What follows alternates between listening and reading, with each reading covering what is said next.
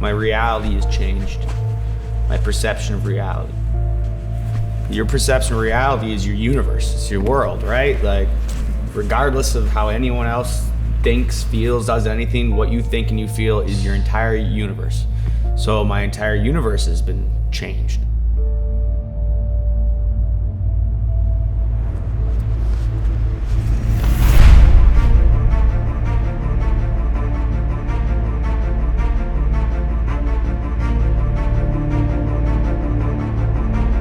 My mantra is ready to die, ready to kill. That man standing across from me, I'm there to kill him, and I'm going to fight him until he kills me or he's dead.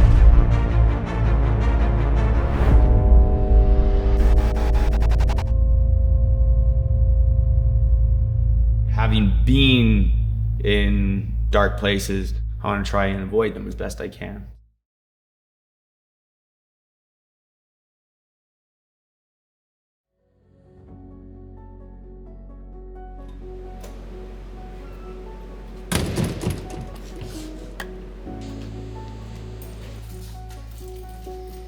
The reality is my whole life. If you took me and threw me in like a cockpit of an airplane and said, okay, fly this, I'd be like, what the fuck, man? No, I'm gonna die. I can't fly this. Like, it's no way, not gonna happen. Because I've never flown an airplane and I have no idea how to fly an airplane, but I know how to fight. I've fought a lot. So for me, it's, you know, I don't get nervous when you go to work, right? So neither do I. There's nerves, of course, our fight or flight system's going, but I understand the nerves. Nerves are not a bad thing. Nerves are your fight or flight system. It's preparing your body for battle, but when you're not used to it or you don't know how to handle it, people go, oh no, you feel different, like, and they freeze. There's a saying, you know, having like the beginner's mind or the competitor's mind, where the beginner's always, like, you know, asking questions and their skill gets better.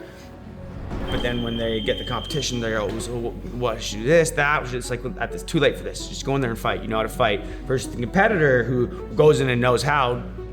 In the gym, he doesn't get better because he's using what he already knows. He's not learning new things. So this is where our lab is, right? This is in the gym where we get to try stuff where we don't have the repercussions of someone taking our head off.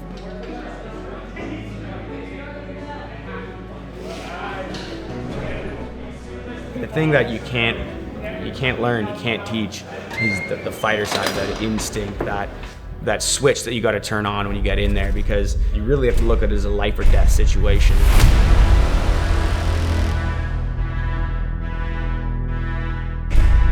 But you can't let that consume you. You have to be calculated, you have to be patient, and you have to know when to pull the trigger and not freeze.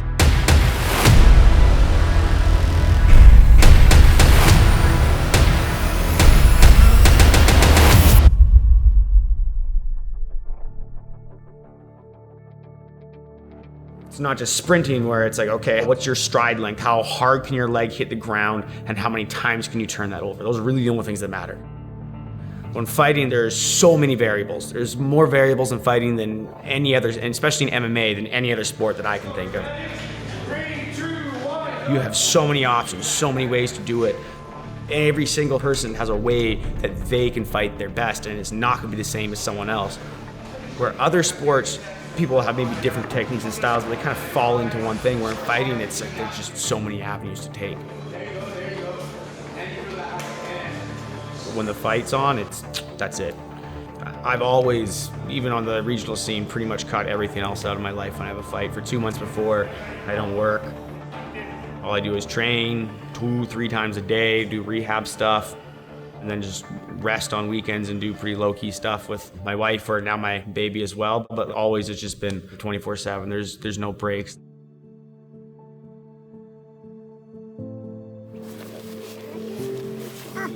Up. Wow. Yeah. You want to take it off? Yes, you can go run and play.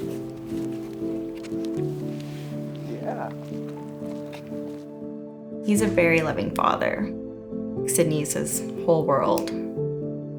It's so nice to see him grow from one-track mind with fighting, like just seeing him drop everything for Sydney when he's in town, and yeah, he'll FaceTime with her every day that he's away, and yeah, he's a good father. I think he told me he was an MMA fighter the first night we met because I think he thought it would impress me. It didn't really work in his favor to tell me about that. I grew up like figure skating and dancing and stuff and doing soccer maybe. Nothing like too violent, I guess. It's the violence of it that I didn't fully understand. I didn't understand the jiu-jitsu behind it and how much discipline it takes to move up to that level.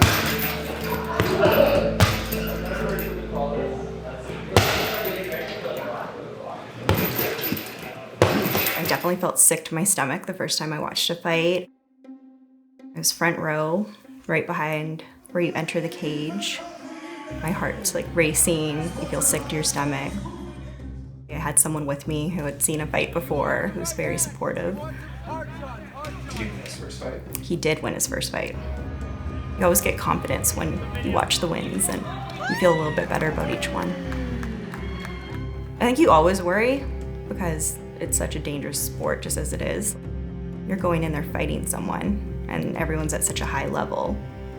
There's always a risk factor to it. I think every fight you feel like it's a big deal because he was, when I met him, he got to a level where he was the main event for a lot of these fights and it was for a belt. So you're kind of like the big fish in the small pond. My whole goal was I just want him to get into the UFC because it's like his whole life. When he sets his mind to something, it's like one-way track. He's all in, he's gonna be the best at it, he's gonna do everything he can to succeed at that. And here we are.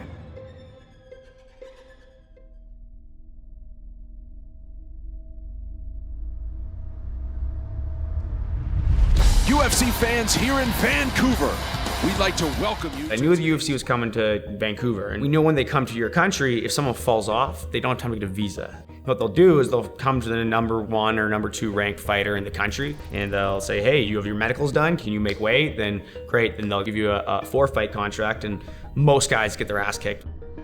It was one morning, I think he just came running back into the bedroom, like, a welterweight's out, a welterweight's out, and I was just like, okay, you're a lightweight. And then he's like, I'm the #1 welterweight in Canada too. And I was like, oh yeah, because that fight you had in Vegas that time, you actually went up a few pounds.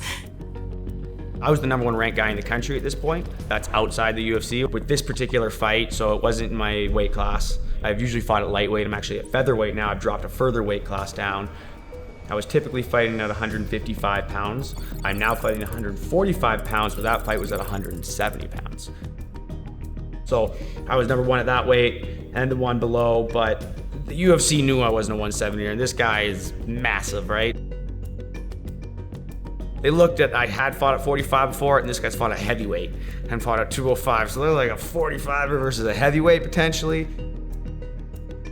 Saturday that we found out that he was out, and it was pretty much like, it's probably not gonna happen, like you're looking for someone else, you're too small. Sunday, still nothing. Monday rolls around, they're like, yeah, well, they're having a meeting at lunch, you should know, if you're gonna get it, you should know pretty much right after. So it's 3, 4 o'clock rolls around, like, hasn't heard anything. It's like 8 o'clock at night, I just after, and I was teaching class, and everyone knew I was waiting for a phone call, and my manager calls, and he says, have you ever fought at 170 before? You know, I fought like a fat guy at 185 once, like, click, okay, I'll call you back. 20 minutes later, I get the phone call, hey, we got it, and I just ran around the whole gym screaming, like, losing my mind. The real emotional roller coaster was that, waiting to find out if I had it or not, right? And for that 3 days, looking less and less like I was gonna get it. Once I got it, it was just, making weight was easy, and then, just business as usual. He was going in there being like the biggest underdog on the card, just because of the weight discrepancy. It was definitely nerve-wracking. Yeah, it was crazy. The energy awesome. That was in that arena. I don't think I've ever seen anything like that in my life. Once in a lifetime experience.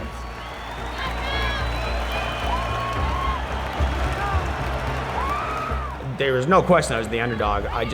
I knew what he was going to be thinking. I was like, well, of course he's going to think I'm the underdog. That's going to work to my favor because he's already a guy that likes to do crazy shit. So he's gonna throw the kitchen sink of crazy shit at me because why not? It wasn't gonna scare me. So I was like, okay, well, he's gonna do crazy jumping off the cage, front flips. He always does rolling thunder, front flip stuff. I actually worked a game plan. I was like, when he does crazy stuff, let's just get out of there and then wait for him. Seconds. Boom, Connelly has made himself a name tonight. Big shot. There's the horn. Stand up for your hometown guy, Tristan Connelly. For the winner by unanimous decision, Tristan Connelly.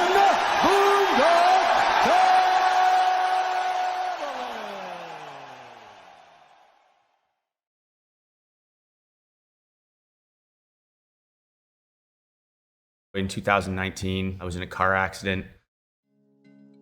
The other driver made a mistake and thought that the merge lane was the lane that he could cut through to get to another road, and an honest mistake, and just swerved right in front of me, and I ran right into him.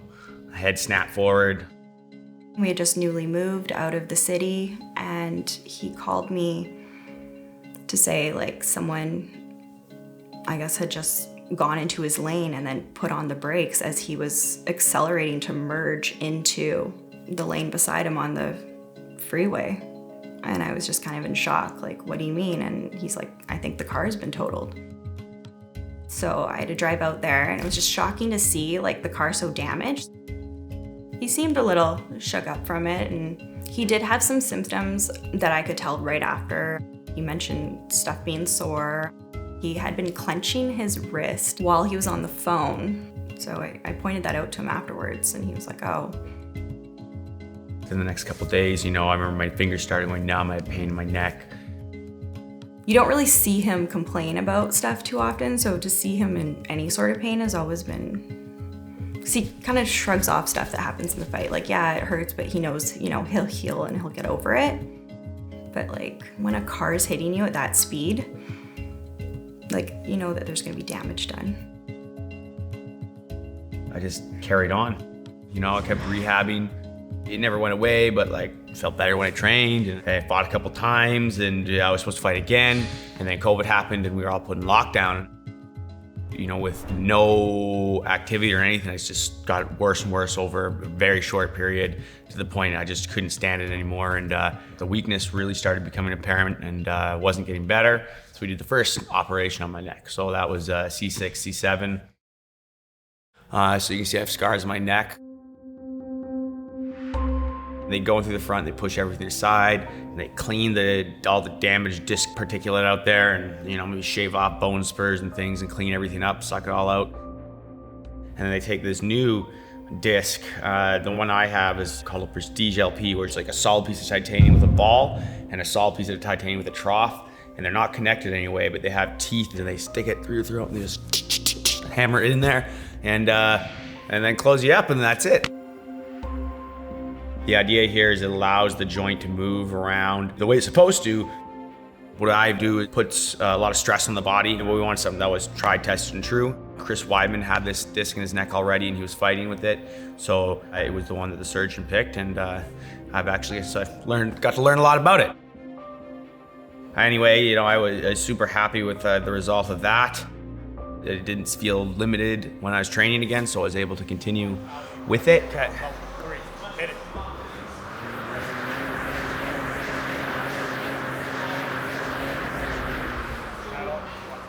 Hey everybody, I've been getting a lot of questions about what's going on, when are you fighting next?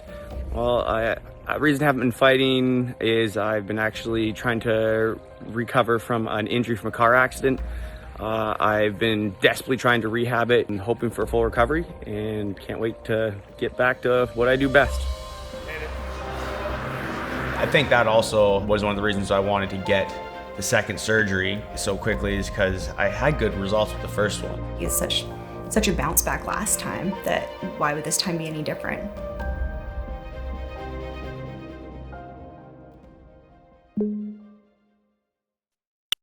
Just here to sort of let you guys know a little bit about what happened. So the reason I pulled out of the Americani fight is I ended up having more issues with my neck.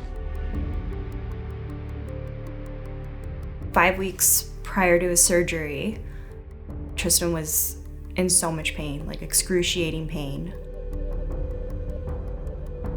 Very irritable, just not himself, trying to hold in the pain, like physically, sweating. Like I've just never seen someone in so much pain. It was kind of at the point where I didn't know what to do. He said he felt like he was on fire. I'm meanwhile caring for a baby. I didn't want her to see her dad like that. So there were times where we had to call an ambulance basically to make sure that she didn't see him like that. Taking him to the hospital at 3 a.m. in excruciating pain just so they can hopefully do something to take the pain away. And he was eventually prescribed opioids.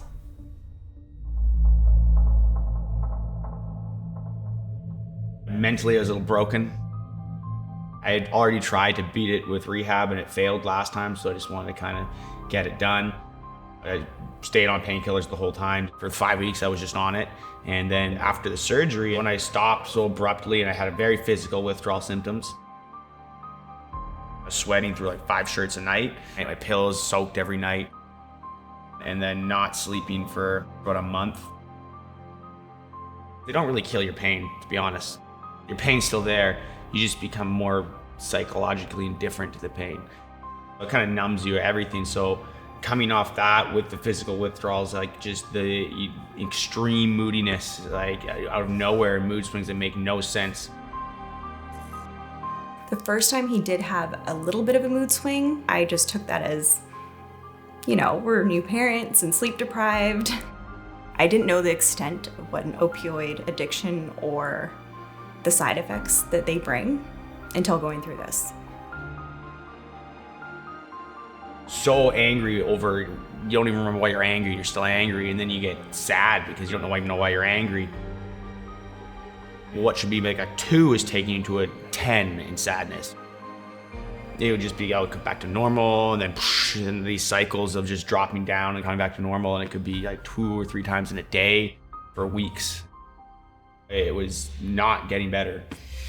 He doesn't openly communicate a lot about, like, if he's upset about something, he'll usually keep it in. It would take like a little bit of pulling to get it out of him. Now you obsess over it. You're thinking about it. You're like, and you're trying to like convince yourself, you know, you're arguing with yourself in your mind, like a negative feeling, but oh, it's just your stupid self being dumb. And it's like, da, da, da, and but then you actually really just hyper focusing on it. So it almost makes it worse to an extent. And the mood swings just kept happening like weeks on end. Was there anything that would warrant me feeling this bad? No. It was my wife telling me to probably turn the lights off and I'd go nuts. Not relative to the scale of the situation. If something really bad happened and I felt really, really bad, okay, well that's normal, all right? Something really bad happens, you're gonna feel really bad. But the surgery was successful. That's the scariest part. I'm past it, like, so like things should be getting better, but I'm mentally deteriorating, getting worse. He basically was hitting rock bottom, and it was like a secret. No one knew. When you're in it, it doesn't make sense. It doesn't matter. Everything else in my life is great. Like, I'm in the UFC, and people die to be where I am, you know? My wife and my daughter, and I love to pieces, and the surgeries have gone well, and I'm still here. Like, the hardest hot road's behind me, but it's like, it just didn't make sense. You're depressed as your body's locked in a state of fight or flight. Your body can't survive if it's always in this state. It starts, the things start breaking down. You start, especially your mind starts overworking. Your mind's on all the time, and it's like you're not sleeping, and you start deteriorating, right, and going mad.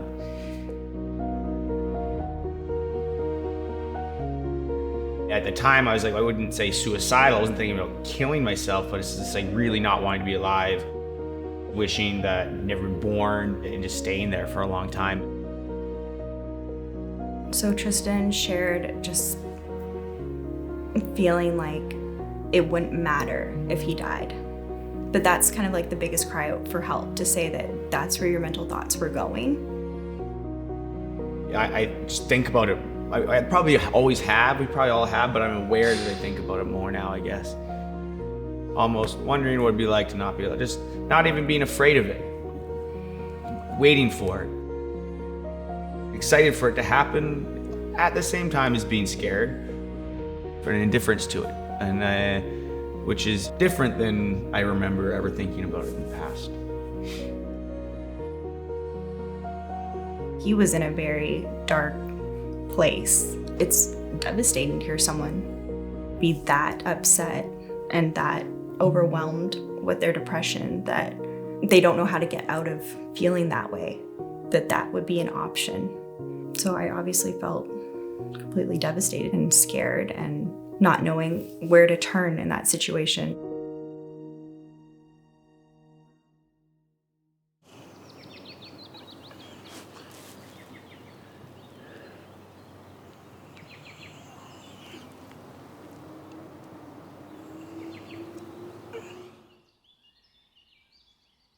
Just really trying to understand how the mind works.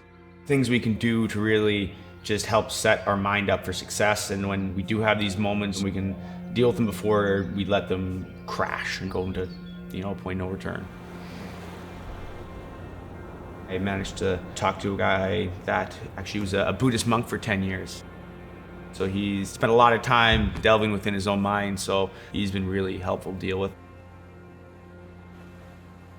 As a martial artist, we have similar ways that we think about these things, right? Like, I'm already very aware of a lot of the things that he's talking about, and it's just sort of using them in a different way. Fighting is so helpful for me. It's almost like forced meditation. The better you're at it, the more you're not worried about anything else other than what's happening in that specific moment. Everything else is just a blur.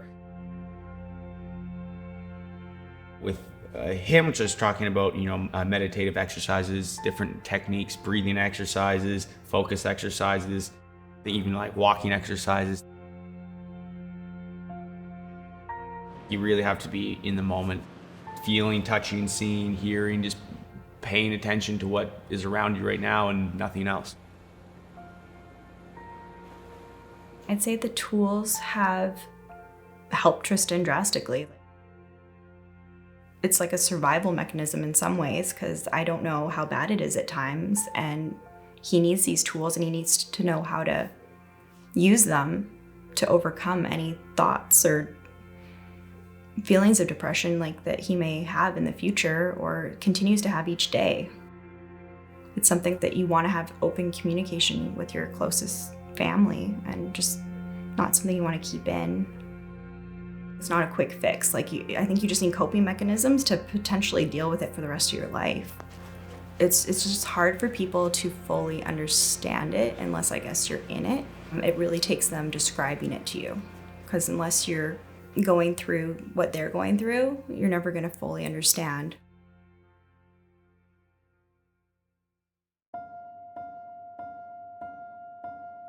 It only takes a second of you not wanting to be alive to do something you regret, and then it's all over, right?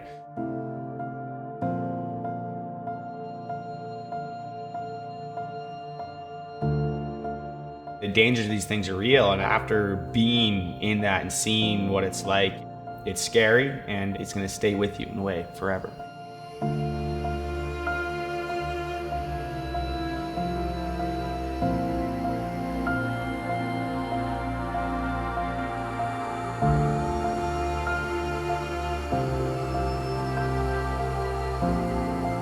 Life's crazy, and you're gonna have highs and lows. It's okay to ask people for help when you need it.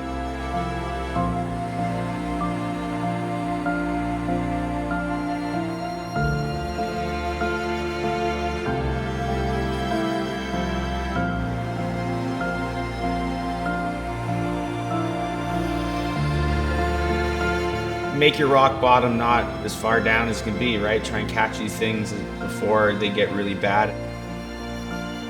If something is not right, try and talk about it, because no one else is suffering because of how you feel.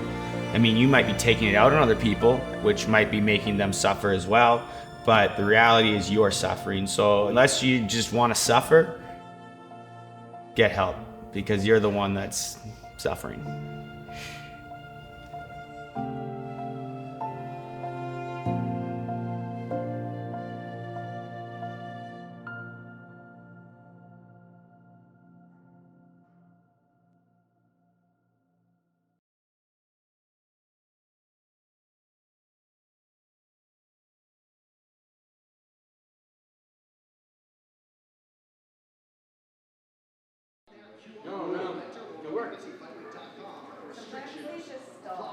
So I think his headspace is like, if I'm gonna beat this guy, then I'm definitely make a mark. He was off for a while with an injury for over a year. So there's a lot of ups and downs that happened during this injury. And I think he had to overcome a lot of his own demons and fears and so forth to get back into that cage. So this is a big fight for him. He's looking at this fight to make a statement. He's been off for like a year now, and it was not by choice. He tries to get several fights a year. He's not someone that wants to do one fight a year, but he's probably like the most determined person that's ever in the octagon with all of his setbacks. And I've never seen somebody fight with 2 disc replacements, and he's more than willing to do it. He's been waiting a long time. He's hungry. He wants to fight. The fact that it's Darren Elkins is just the icing on the cake for him, I'd say. Darren the Damage Elkins, I'm so excited to fight the guy. I am fighting the guy I've been a fan of. I've watched for years. He's not that much older than me, but like, I was later to the game. He's been in the UFC since I started fighting. And he's fought so many guys. They call him the Damage because he just takes a beating and comes back. I'm also a high energy, high cardio type of fighter. I think I could beat him. I know that for one, it's gonna be a super exciting fight. Like, he doesn't know what quit is. You have to literally turn his lights off to get him to stop because he never stops. I've seen so many people try and choke him and gas the arm out, you beat up, or like just unload the tank on him. He just eats all of it and comes back and chokes him out. And he's a really good wrestler.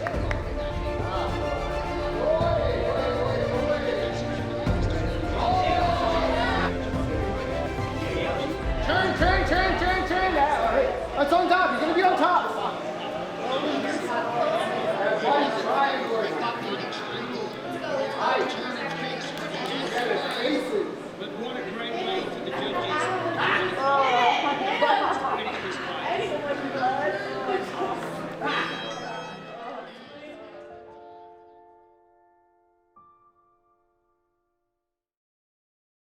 Trying to make people feel good when they didn't win isn't real life. As much as it's a nice idea, that's not how we evolved. That's not what created success in the world that we're in today. Winners and losers are important. And you know, it makes that when you do get back to that winner's circle, it makes it even better, right? Because you've worked through all of it and you did lose. It takes a lot to climb back out of that hole. Like a lot of fighters, you'll see them go like undefeated for a long time. They're super talented, and then they meet someone else like them and they lose, and they're never the same fighter again because they doubt themselves. Well, then you got guys like me where it's like, it's always been hard. It's always been a struggle. I've lost lots and I've always fought back from it. So I know the process. That does make it easier because I've gone through this before, and I've gotten better at accepting and letting go, and then just taking what I need to make myself better and letting the things that are useless just go away. I'm hoping the UFC gives me another shot, and I'm hungrier than ever. I feel like, especially coming off of the surgery and the depression and everything that I've gone through, I feel better than I've ever felt, and I made a lot of gains here. You know, my level of competition's gotten much higher. I'm fighting the best in the world. I've had these giant layoffs and these setbacks, and time away from competing isn't good either, right? So I don't want another 8 months or a year off. I want to get right back in there. I am the last person that, when I started this, thought that I'd be here, or anyone else thought that I'd be here. And yet I am the only one that is. And the people at the highest level are there because they worked hard and they've made sacrifices, and nothing comes easy. And if you want to do something, don't expect an easy path. You learn the most through failure. You learn way more through failing. Every time you fail, get back up and keep doing it. And if it's what you actually love to do, you'll make it somewhere.